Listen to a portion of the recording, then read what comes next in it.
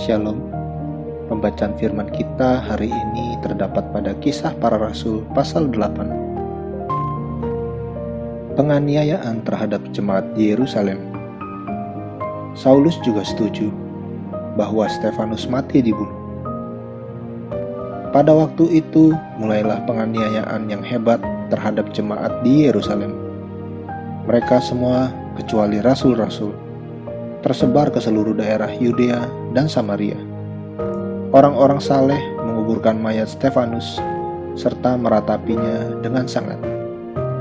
Tetapi Saulus berusaha membinasakan jemaat itu, dan ia memasuki rumah demi rumah dan menyeret laki-laki dan perempuan keluar dan menyerahkan mereka untuk dimasukkan ke dalam penjara. Filipus di Samaria. Mereka yang tersebar itu menjelajah seluruh negeri itu sambil memberitakan Injil. Dan Filipus pergi ke suatu kota di Samaria dan memberitakan Mesias kepada orang-orang di situ. Ketika orang banyak itu mendengar pemberitaan Filipus dan melihat tanda-tanda yang diadakannya, mereka semua dengan bulat hati menerima apa yang diberitakannya itu. Sebab dari banyak orang yang kerasukan roh jahat, keluarlah roh-roh itu sambil berseru dengan suara keras, dan banyak juga orang lumpuh dan orang timpang yang disembuhkan. Maka sangatlah besar sukacita dalam kota itu. Seorang yang bernama Simon telah sejak dahulu melakukan sihir di kota itu dan mentakjubkan rakyat Samaria, serta berlagak seolah-olah ia seorang yang sangat penting.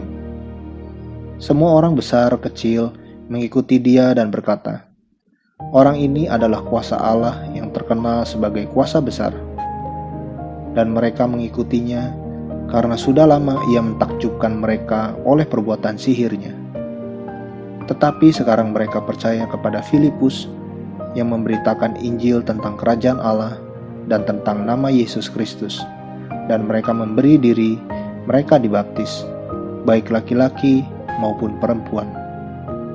Simon sendiri juga menjadi percaya, dan sesudah dibaptis, ia senantiasa bersama-sama dengan Filipus dan takjub ketika ia melihat tanda-tanda dan mujizat-mujizat besar yang terjadi.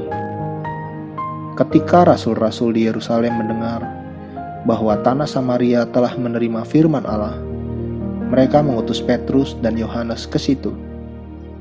Setibanya di situ, kedua rasul itu berdoa supaya orang-orang Samaria itu beroleh Roh Kudus. Sebab Roh Kudus belum turun di atas seorang pun di antara mereka, karena mereka hanya dibaptis dalam nama Tuhan Yesus. Kemudian keduanya menumpangkan tangan di atas mereka, lalu mereka menerima Roh Kudus. Ketika Simon melihat bahwa pemberian Roh Kudus terjadi oleh karena rasul-rasul itu menumpangkan tangannya, ia menawarkan uang kepada mereka, serta berkata, "Berikanlah juga kepadaku kuasa itu, supaya jika aku menumpangkan tanganku di atas seseorang, ia boleh menerima Roh Kudus." Tetapi Petrus berkata kepadanya, "Binasalah kiranya uangmu itu bersama dengan engkau, karena engkau menyangka bahwa engkau dapat membeli karunia Allah dengan uang. Tidak ada bagian atau hakmu dalam perkara ini, sebab hatimu tidak lurus di hadapan Allah. Jadi bertobatlah dari kejahatanmu ini, dan berdoalah kepada Tuhan, supaya Ia mengampuni niat hatimu ini. Sebab kulihat bahwa hatimu telah seperti empedu yang pahit, dan terjerat dalam kejahatan." Jawab Simon, "Hendaklah kamu berdoa untuk aku kepada Tuhan, supaya kepadaku jangan kiranya terjadi segala apa yang telah kamu katakan itu."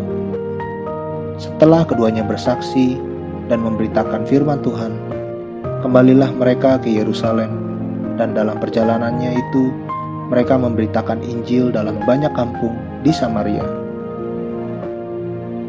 Sida-sida dari tanah Ethiopia.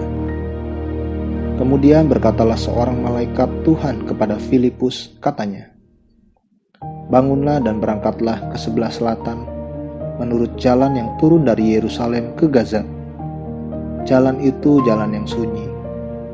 Lalu berangkatlah Filipus adalah seorang Etiopia, seorang sida-sida, pembesar dan kepala perbendaharaan Sri Kandake, ratu negeri Etiopia, yang pergi ke Yerusalem untuk beribadah.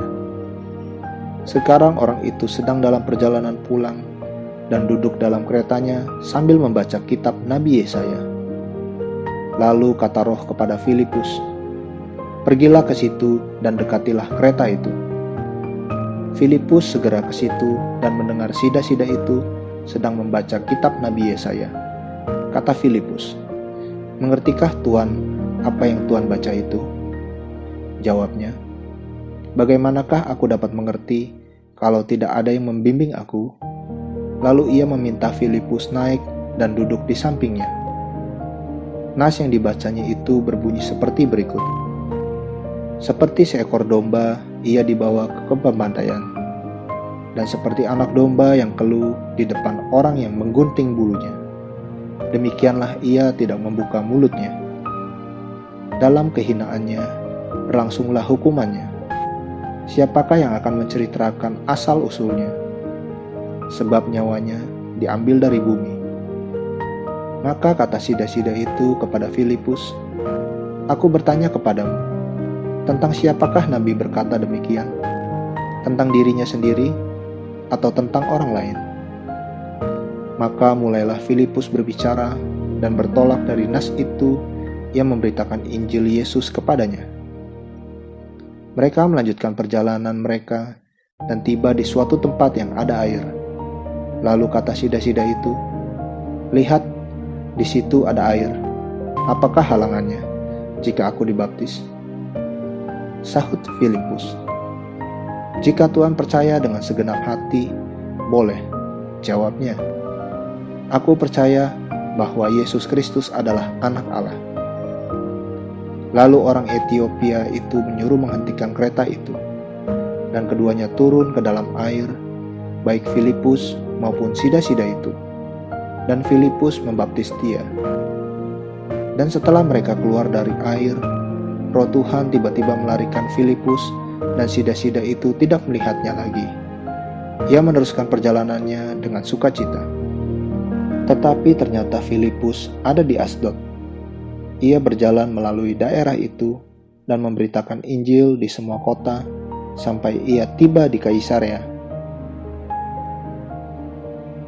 Amin. Terus baca firman-Nya, renungkan dan lakukan dalam kehidupan kita. Tuhan Yesus memberkati.